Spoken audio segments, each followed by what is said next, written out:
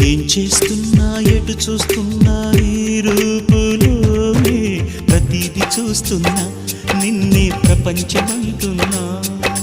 మమతలు చిందిన మధువుల విందుకు అతిథులుగా ఆహ్వానిద్దాం ఆరారు కాలాలని. అలలకు అందని జాబిలిని వెన్నెల వానగదించుకొని గెలిచే సంద్రంలా సంతోషం పొంగిపోయి. నా కోసం నిన్నే నా జతగా ఈ దైవం పంపేను బహుమతిగా.